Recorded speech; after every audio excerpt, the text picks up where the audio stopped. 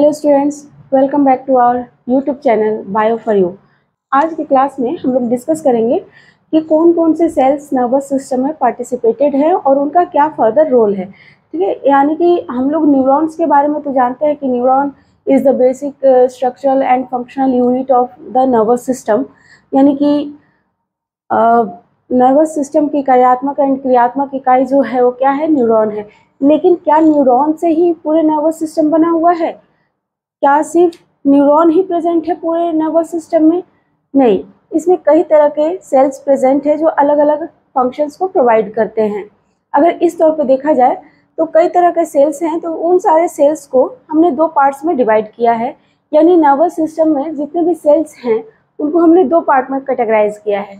एक है non excitable sales और दूसरा है एक्साइटेबल सेल्स। ओके, तो लेट्स सी कि ये एक्साइटेबल सेल्स क्या होते हैं और नॉन एक्साइटेबल सेल्स क्या होते हैं। यहाँ पे हम लोग देखेंगे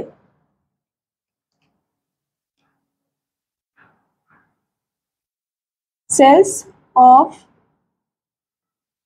नर्वस सिस्टम। ओके, आज हम लोग इसी को डिस्कस करेंगे। इसमें देखेंगे तो पहला है नॉन एक्साइटेबल सेल्स और दूसरा है एक्साइटेबल सेल्स। ओके, यानी कि दो तरह के सेल्स प्रेजेंट हैं पूरे नर्वस सिस्टम में। एक को हमने नाम दिया नॉन एक्साइटेबल सेल्स, दूसरे को नाम दिया एक्साइटेबल सेल्स। ओके, अब देखते हैं कि ये नॉन एक्साइटेबल सेल्स क्या होते हैं और एक्साइटेबल सेल्स क्या होते हैं। तो अगर हम बात करें नॉन एक्साइटेबल सेल्स का, तो इनको हम न्यूरोग्लायल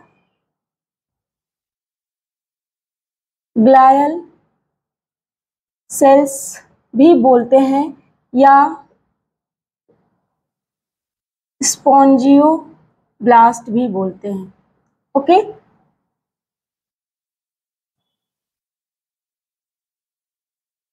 नॉन एक्साइटेबल सेल्स को हम न्यूरोग्लायल सेल्स भी बोल सकते हैं या स्पॉन्जियोब्लास्ट भी बोल सकते हैं।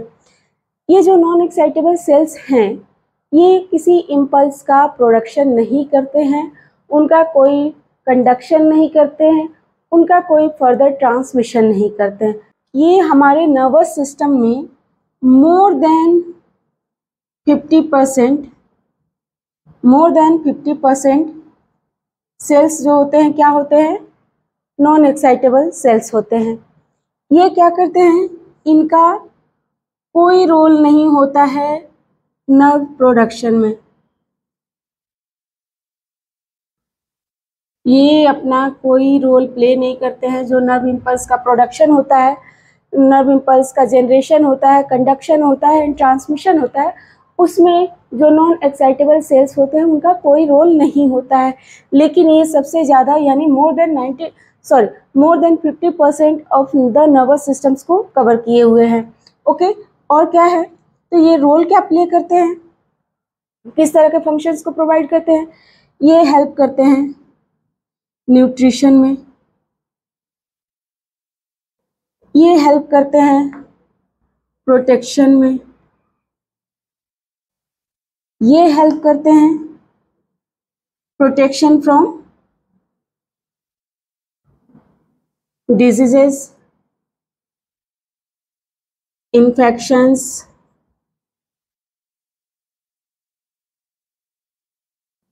रिपेयर, यानी नर्वस सिस्टम में कहीं पे किसी रिपेयर की ज़रूरत है तो वो फंक्शन भी किसके द्वारा परफॉर्म किया जाता है, नॉन एक्साइटेबल सेल्स के द्वारा परफॉर्म किया जाता है। यानी इन ब्रीफ हम बोल सकते हैं कि ये जो नॉन एक्साइटेबल सेल्स हैं, ये हमारे नर्वस सिस्टम का more than 50% part cover up किए हुए हैं। दूसरा कि ये नर्व इम्पल्स के जनरेशन में, उनके कंडक्शन में एंड उनके फर्दर ट्रांसमिशन में कोई रोल प्ले नहीं करते हैं। ये अपना रोल मुख्यतः कहाँ दिखाते हैं, मेनली अपने रोल को कहाँ परफॉर्म करते हैं, तो नर्वस सिस्टम में जो न्यूट्रिशन प्रोवाइड करना है, जो डिफरेंट सेल्स हैं उनको अगर न्यूट्रिशन की ज़रूरत होती है, उनका प्रोडक्शन उनका फुलफिलमेंट किसके द्वारा होता है, तो नॉन एक्साइटेबल सेल्स के द्वारा होता है। देन आफ्टर नर्वस सिस्टम को डिफरेंट डिजीजेस से, इन्फेक्शन से बचाने का काम भी कौन करता है, तो ये नॉन एक्साइटेबल सेल्स करते हैं। और कहीं फर्दर किसी रिपेयर एंड हील की ज़रूरत पड़ती है, रिपेयर एंड हीलिंग की ज़रूरत पड़ती है, तो ये फंक्शन भी किसके द्वारा परफॉर्म किया जाता है, न्यूरोग्लायल सेल्स और स्पॉन्जियोब्लास्ट और नॉन एक्साइटेबल सेल्स के द्वारा ये सारे फंक्शंस प्रोवाइड किए जाते हैं। ओके, अब देखते हैं कि एक्साइटेबल सेल्स में फिर क्या आते हैं। ये तो हो गए non excitable cells. Excitable cells क्या होते हैं, तो ये जो एक्साइटेबल सेल्स होते हैं इसी को हम बोलते हैं न्यूरॉन्स और नर्व सेल्स। डन। यानी जो न्यूरॉन्स होते हैं वो किस कैटेगरी में आते हैं, जो नर्वस सिस्टम में जो डिफरेंट सेल्स प्रेजेंट है उसमें जो एक्साइटेबल सेल्स हैं उसी एक्साइटेबल सेल्स को क्या रिप्रेजेंट करता है, न्यूरॉन्स रिप्रेजेंट करते हैं। ओके, ये न्यूरॉन्स जो होते हैं हमारे नर्वस सिस्टम में लेस देन 50% इनका प्रेजेंस है।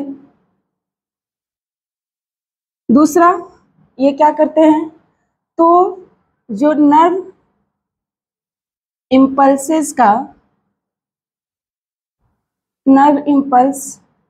का जनरेशन, कंडक्शन एंड ट्रांसमिशन, ये सारे फंक्शंस इन न्यूरॉन्स के द्वारा परफॉर्म किए जाते हैं। इनके अंडर में क्या आते हैं, किस तरह के सेल्स आते हैं, तो जितने भी न्यूरॉन्स हैं उन्हीं को हम एक्साइटेबल सेल्स कहते हैं। ये जो न्यूरॉन्स हैं अगर देखा जाए कि इनका प्रेजेंस हमारे नर्वस सिस्टम में कितना है, तो ये लेस देन 50% प्रेजेंट है हमारे नर्वस सिस्टम में। ये फंक्शन क्या परफॉर्म करते हैं, तो ये फंक्शन परफॉर्म करते हैं नर्व इम्पल्स का जनरेशन। ये नर्व इम्पल्स कैसे जनरेट होते हैं, उनका एक जगह से एक एक्सॉन से दूसरे एक्सॉन यानी एक न्यूरॉन से दूसरे न्यूरॉन तक उनका कंडक्शन कैसे होता है, फर्दर एक ऑर्गन से दूसरे ऑर्गन तक उनका जो इम्पल्सेस जनरेट हुए रहते हैं उनका फर्दर ट्रांसमिशन कैसे होता है, ये सारे जो फंक्शंस हैं, यानी कि अगर देखा जाए तो नर्वस सिस्टम का जो द मोस्ट इम्पॉर्टेंट फंक्शन है उस फंक्शन को परफॉर्म करने का काम करते हैं ये न्यूरॉन्स यानी नर्व सेल्स और एक्साइटेबल सेल्स।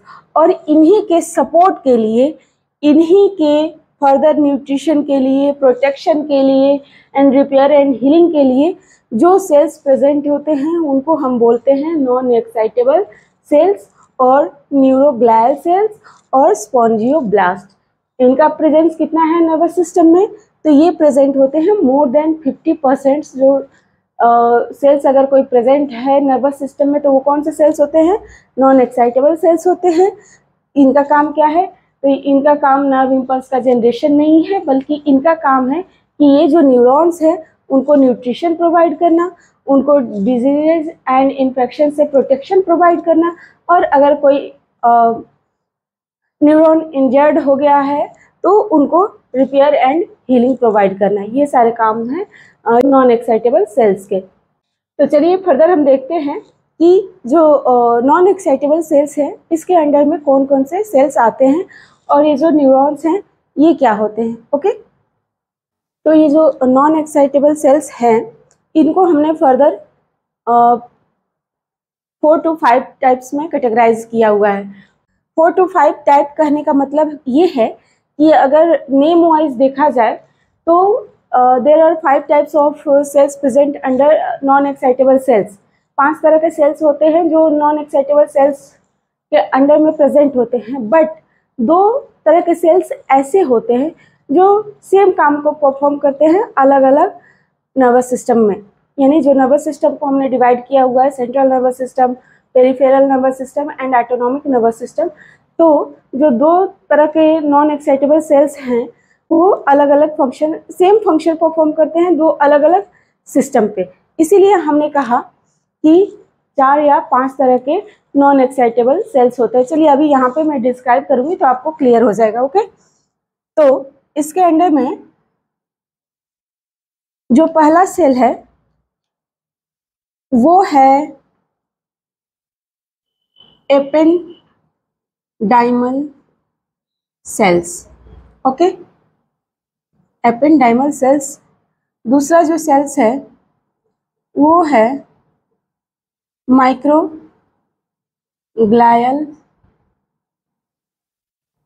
सेल्स। जो तीसरा सेल्स है वो है एस्ट्रोसाइट्स। जो फोर्थ तरह का सेल है वो है शॉन सेल्स। और जो फिफ्थ है वो है ओलिगो डेंड्रोसाइट्स। ओके,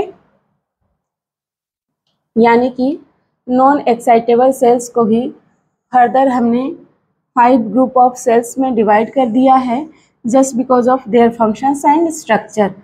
ओके, तो अब यहाँ पे पहला जो है एपेंडाइमल सेल्स, ये क्या होते हैं? तो ये ब्रेन वेंट्रिकल्स में प्रेजेंट होते हैं और ये मेनली कॉलमनार एपिथेलियल सेल्स होते हैं, जो जिसमें एक तरफ से ब्रश बॉर्डर्स प्रेजेंट होते हैं और दूसरे तरफ कुछ सिलिया प्रेजेंट होता है।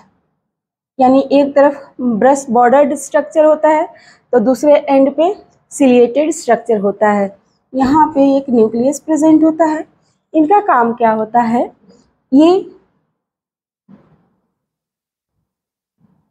ये जो एपेंडाइमल सेल्स होते हैं, ये हमारे ब्रेन में जो फ्लूइड, मोस्ट इम्पॉर्टेंट फ्लूइड होता है सेरेब्रोस्पाइनल फ्लूइड, उस फ्लूइड का फॉर्मेशन करते हैं, सिंथेसिस करते हैं या प्रोडक्शन करते हैं। ठीक है, तो ये करते हैं, इनका काम होता है production of new cerebrospinal fluid, short form में बोले तो CSF। ठीक है, यानी नए सेरेब्रोस्पाइनल फ्लूइड का ये प्रोडक्शन करते हैं। साथ ही क्या करते हैं, जो पुराना सेरेब्रोस्पाइनल फ्लूइड होते हैं उनका एब्जॉर्प्शन भी करते हैं, absorption of old cerebrospinal fluid. और अब अगर सिलिया प्रेजेंट है तो जो फ्लूइड यहाँ प्रेजेंट बनता है, उस फ्लूइड का फर्दर मूवमेंट हो, उस मूवमेंट को परफॉर्म करता है सिलिया, जो इस एपेंडाइमल सेल्स में प्रेजेंट होता है। यानी कि अगर तीसरा फंक्शन देखा जाए तो क्या होता है, मूवमेंट ऑफ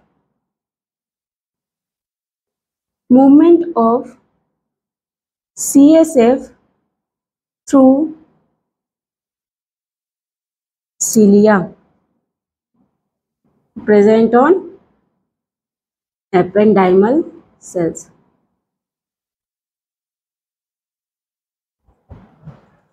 यानी एक तरह से देखें तो ये एपेंडाइमल सेल्स जो होता है वो रेक्टेंगुलर इन शेप होता है और ये कॉलमनार एपिथेलियल सेल्स का टाइप होता है। ये एक तरफ से ब्रश बॉर्डर्ड होता है, दूसरी तरफ से सिलिएटेड होता है। यहाँ पे ब्रश बॉर्डर्ड होने का मतलब ये होता है कि ये कहीं ना कहीं अपने सरफेस को इंक्रीज कर रहा है, और जहाँ भी सरफेस का इंक्रीजिंग होगा वहाँ पे आप मान लो कि कुछ ना कुछ एब्जॉर्प्शन होगा। यानी कि ये एक तरफ से क्या कर रहा है, सेरेब्रोस्पाइनल फ्लूइड का फॉर्मेशन कर रहा है, तो दूसरी तरफ से क्या कर रहा है कि फर्दर जो पुराने सेरेब्रोस्पाइनल फ्लूइड जो बच जाते हैं उनका एब्जॉर्प्शन कौन करता है? तो ये जो एपेंडाइमल सेल्स हैं, ये पुनः जो इनके ब्रश बॉर्डर प्रेजेंट है उसके थ्रू उस पुराने सेरेब्रोस्पाइनल फ्लूइड का एब्जॉर्प्शन हो जाता है, और जो नए सेरेब्रोस्पाइनल फ्लूइड बना हुआ है वो एक जगह से दूसरी जगह तक पहुँचे, दूसरी जगह तक मूव करे, उस फंक्शन को कौन परफॉर्म करता है? तो ये सिलिया परफॉर्म करता है। यानी सिलिया अपने मूवमेंट के थ्रू क्या करता है, ये जो सेरेब्रोस्पाइनल फ्लूइड बना हुआ है उनका फर्दर मूवमेंट करता है, जो एक जगह से दूसरी जगह मूव ऑन होते रहते हैं। Okay, this is all about ependymal sales. Okay, अब मूव करते हैं माइक्रोग्लायल सेल्स के तरफ। इसके अंडर में दो तरह के सेल्स आते हैं, एक तो आता है मोनोसाइट्स और दूसरा है मैक्रोफाजेस। ठीक है, मैक्रोफाजेस ये दोनों एक तरह से देखा जाए तो ब्लड सेल्स होते हैं। ठीक है, लेकिन ये यहाँ पे हमारे नर्वस सिस्टम में भी प्रेजेंट होते हैं, और चूंकि ये न्यूरॉन्स को सपोर्ट प्रोवाइड करते हैं इसीलिए हमने इसको नॉन एक्साइटेबल सेल्स के अंडर में रखा है। ये मोनोसाइट्स और मैक्रोफाजेस जो होते हैं फैगोसिटिक इन नेचर होते हैं। फैगोसिटिक इन नेचर बोलने का मतलब ये है कि अगर कोई भी फॉरेन पार्टिकल आता है, यहाँ पे अगर कोई फॉरेन पार्टिकल आया तो ये क्या करते हैं, अपने स्ट्रक्चर में डिफरेंसेस करते हैं और धीरे धीरे ग्रुप का फॉर्मेशन करते हैं, और इसके थ्रू इस फॉरेन पार्टिकल को फर्दर अपने अंदर इनगल्फ कर लेते हैं और इनका डाइजेशन कर देते हैं। ओके, यानी कि किसी भी फॉरेन पार्टिकल को कोई भी इन्फेक्शन कॉजिंग एजेंट अगर नर्वस सिस्टम में एंट्री कर गया है तो ये उसको फर्दर रिकॉग्नाइज करते हैं, लेके उसका मैं अपने अंदर उसको इनगल्फ कर लेते हैं और उसका फर्दर डाइजेशन कर लेते हैं। Okay, this is microglial cells. तीसरा देखें एस्ट्रोसाइट्स। ये एस्ट्रोसाइट्स जैसा कि नाम से ही क्लियर है, एस्ट्रो मीन्स होता है स्टार शेपेड। तो ये जो सेल्स होते हैं लगभग स्टार शेप्ड होते हैं, as a blood brain barrier की तरह अपना फंक्शन प्रोवाइड करता है। ब्लड ब्रेन बैरियर कहने का मतलब ये है कि जो डिफरेंट ब्लड कैपिलरीज होती हैं और डिफरेंट ऑर्गन्स होते हैं उनके बीच डायरेक्ट कांटेक्ट होता है और डायरेक्ट जो ब्लड का एक्सचेंज होता है वो कंप्लीट होता है। लेकिन यहाँ पे जस्ट बिकॉज ऑफ एस्ट्रोसाइट्स क्या होता है कि यहाँ पे एक लेयर का फॉर्मेशन हो जाता है एस्ट्रोसाइट्स का। ये क्या करते हैं कि जो ब्रेन होता है और जो ब्लड होता है उनके बीच में एक मेम्ब्रेनस स्ट्रक्चर क्रिएट कर देते हैं, एक स्ट्रक्चर डेवलप कर देते हैं, जिसकी वजह से जो क्या है कि जो ब्लड है वो डायरेक्ट ब्रेन से कांटेक्ट नहीं कर पाता है और वो वहाँ पे एक ये एस्ट्रोसाइट्स एज ए बैरियर अपने आप को रिप्रेजेंट करता है। ये जो सेल्स होते हैं इनके थ्रू जो मेम्ब्रेन का फॉर्मेशन होता है, ये मेम्ब्रेन हाईली स्पेसिफिक परमिएबल होते हैं, है ना, हाईली स्पेसिफिक परमिएबल होते हैं, यानी कि सारे सब्सटेंसेस को ये अलाउ नहीं करते हैं ब्रेन तक जाने के लिए, न्यूरॉन्स तक जाने के लिए, नर्वस सिस्टम तक जाने के लिए, यानी सेलेक्टिवली परमिएबल होते हैं, हाईली सेलेक्टिव परमिएबल होते हैं। ये जो एस्ट्रोसाइट्स हैं ये as a blood brain barrier का काम करते हैं।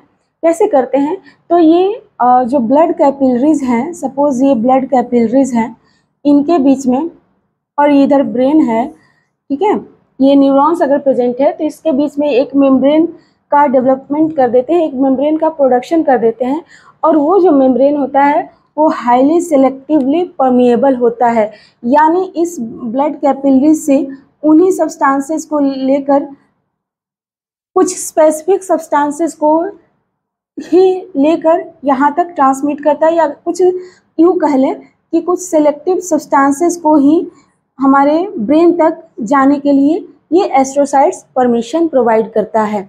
ये ऐसा क्यों करता है, ये इसलिए करता है कि हमारा जो नर्वस सिस्टम है, हमारा जो ब्रेन है, वो इन्फेक्शन से बचा रहे, इन्फेक्शन से प्रोटेक्टेड रहे, इसलिए कोई इन्फेक्शन हमारे ब्रेन तक ना चला जाए, इसी को बचाने के लिए, इसी से बचाने के लिए ये एस्ट्रोसाइट एज ए बैरियर इस ब्लड कैपिलरीज और ब्रेन के बीच में प्रेजेंट रहता है।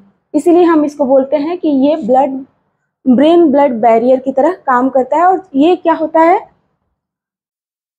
हाईली सेलेक्टिवली परमिएबल होता है, यानी ब्लड कैपिलरीज से भी सारे सब्सटेंसेस को अलाउ नहीं करता है ब्रेन तक जाने के लिए, कुछ स्पेसिफिक जो सब्सटेंसेस होते हैं उन्हीं को ब्रेन तक जाने का परमिशन देता है। ओके, तो this is all about astrocyte. अब आते हैं शॉन सेल्स के तरफ। ओके, ये जो शॉन सेल्स हैं और ये ओलिगोडेंड्रोसाइट्स हैं, दोनों का फंक्शन सेम है, यानी ये दोनों ही माइलिन शीथ का फॉर्मेशन करते हैं। ये दोनों माइलिन शीथ का फॉर्मेशन करते हैं। इसीलिए मैंने आपसे बोला था कि जो नॉन एक्साइटेबल सेल्स होते हैं वो 4 या 5 तरह का होता है। कहने का मतलब यही था कि कुछ लोग अगर इसको कैटेगराइज किए हैं तो 4 कैटेगरी में कैटेगराइज किए हैं। एक एपेंडाइमल सेल्स, दूसरा माइक्रोग्लियल सेल्स, तीसरा एस्ट्रोसाइट सेल्स और चौथा उन्होंने क्या लिया है, शॉन सेल्स एंड ओलिगोडेंड्रोसाइट्स एक में ही इंक्लूडेड कर दिया है। उसका रीज़न है just because of the same type of functions. Okay, यानी ये देखा जाए तो दोनों सेल्स सेम तरह के ही फंक्शंस को परफॉर्म कर रहे हैं, यानी ये माइलिन शीथ का ही फॉर्मेशन कर रहे हैं। लेकिन अब डिफरेंस क्या है, तो ये जो शॉन सेल्स हैं ये जो माइलिन शीथ का फॉर्मेशन कर रहे हैं ये पेरिफेरल नर्वस सिस्टम में जो माइलिन शीथ हैं उनका फॉर्मेशन करते हैं। और ये जो ओलिगोडेंड्रोसाइट्स हैं ये जो माइलिन शीथ का फॉर्मेशन करते हैं ये सेंट्रल नर्वस सिस्टम में जो माइलिन शीथ प्रेजेंट होता है उनका फॉर्मेशन ओलिगोडेंड्रोसाइट्स के द्वारा होता है। यानी कि ब्रेन एंड स्पाइनल कॉर्ड में जो माइलिन शीथ का फॉर्मेशन होता है, माइलिन शीथ जो प्रेजेंट होता है वो उनका फॉर्मेशन किसके द्वारा होता है, उनका फॉर्मेशन ओलिगोडेंड्रोसाइट्स के द्वारा होता है। लेकिन जितने नर्वस सिस्टम में जो नर्व्स हैं उनमें अगर कहीं भी माइलिन शीथ प्रेजेंट है तो उसका फॉर्मेशन किसके द्वारा होता है, उसका फॉर्मेशन होता है शॉन सेल्स के द्वारा। तो यहाँ पे अब क्लियर कर लो एक बार कि जो नॉन एक्साइटेबल सेल्स हैं ये 5 तरह के होते हैं, ependymal cells, microglial cells, astrocytes, Schwann cells and oligodendrocytes. Simply देखा जाए तो एपेंडाइमल सेल्स का क्या फंक्शन है, सेरेब्रो स्पाइनल फ्लूइड का फॉर्मेशन करना, उनका एब्जॉर्प्शन करना। जो माइक्रोग्लियल सेल्स हैं इनका क्या फंक्शन है, तो जो भी फॉरेन पार्टिकल्स आ रहे हैं इन्फेक्शन कॉज करने के लिए उनको ये क्या करता है कि फर्दर लेके फैगोसाइटोसिस के द्वारा इनगल्फ करके अपने अंदर और उसको फर्दर डाइजेस्ट कर देता है। जो एस्ट्रोसाइट्स होता है ये किसी इन्फेक्शन से, किसी भी डिजीज से हमारे ब्रेन को या न्यूरॉन्स को प्रोटेक्शन प्रोवाइड करता है, अपने आप को just like blood brain barrier की तरह वर्क करके, रिप्रेजेंट करके। ओके, ये जो शॉन सेल्स हैं एंड ओलिगोडेंड्रोसाइट्स हैं ये माइलिन शीथ का फॉर्मेशन करते हैं। जो शॉन सेल्स हैं वो पेरिफेरल नर्वस सिस्टम में माइलिन शीथ का फॉर्मेशन करते हैं और जो ओलिगोडेंड्रोसाइट्स हैं ये सेंट्रल नर्वस सिस्टम में यानी ब्रेन एंड स्पाइनल कॉर्ड में माइलिन शीथ का फॉर्मेशन करते हैं। So this is all about non excitable cells. अब हम नेक्स्ट लेक्चर में एक्साइटेबल सेल्स बोले तो न्यूरॉन्स के बारे में हम डिटेल डिस्कस करेंगे। उसका फर्दर एलेबोरेटेड स्ट्रक्चर बना के एक एक पार्ट्स के बारे में हम लोग डिस्क्रिप्शन प्रोवाइड करेंगे। ओके, सो आज के लेक्चर में इतना ही। इसको आप लोग अच्छे से पढ़िए और एक रिक्वेस्ट कि प्लीज़ हमारे चैनल को सब्सक्राइब कीजिए। वीडियो अगर अच्छी लगे तो उसको लाइक भी कीजिए और ज़्यादा से ज़्यादा स्टूडेंट्स तक शेयर कीजिए।